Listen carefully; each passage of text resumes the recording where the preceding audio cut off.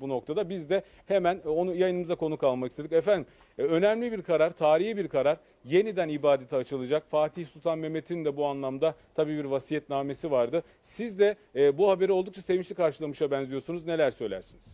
Bildiğiniz gibi bu yeni bir yazılmış bir tarihtir.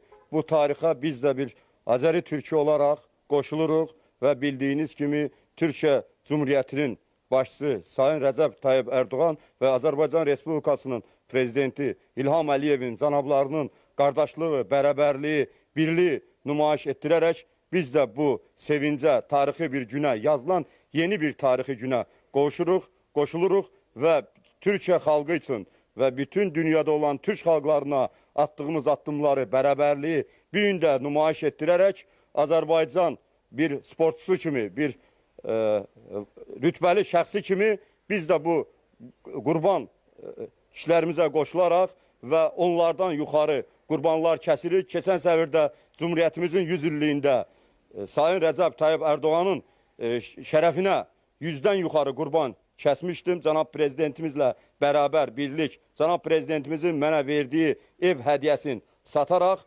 onları iki kardeşliğin şərəfinə kəsdiyim qurbanlar olmuştu. 100'den yuxarı qurban kəsmişdim. Bir gün də həmin ənənəmə sadiq olaraq bərabərlik, birlik, türklük nümayiş etdirərək dünyanın en yüksək xalqlarının və xalqından biri olan Türk Respublikasının, Türk Cumhuriyetinin ümlükdə cəmdə Türk xalqı olaraq hər bir an onların yanındayıq. Biz zabit olan kimi, zabit kimi dəfələrlə Türk Respublikasında gedən proseslərin, orada olan terrorçulara qarşı olan müharibələrdə iştirak etməyim və onları məktublarla və Cumhurbaşqanına birbaşa müraciətlərim dəfələrlə olub. Şəxsi görüşlərimdə də belə də dəfələrlə olub. Hər dəfə söylədiyi söz o olub ki, biz gedərik, siz də gələrsiniz. Qarabağ müharibəsində də həmin sözlər işlənildi və Azərbaycan getdi. Türk qardaşlarımız da arxadan bizə dəstək verməyə hazırdır və buna biz inanırıq. Yaşasın Azərbaycan, Türkiyə, yaşasın İlham Əliyev, Recep Tayyip Erdoğan. Eşq olsun bu şəxslərə, böyük liderlərimizə. Çok teşekkür ederiz. Çok sağ olun. Daha önce Cumhurbaşkanı İlham Aliyev'in bir ev hediyesi vardı albayımıza ve o evi de satarak yine Cumhuriyet'in 100. yılı münasebetiyle ve Cumhurbaşkanı Recep Tayyip Erdoğan'ın Azerbaycan'a gelişi dolayısıyla 100'den fazla kurban kestiklerini ifade etmişti. Araz Musayev albayımız bugün de Ayasofya'nın ibadete açılması dolayısıyla yine ondan fazla kurban keseceğini ve ihtiyaç sahiplerine dağıtacağını kendisi ifade etti.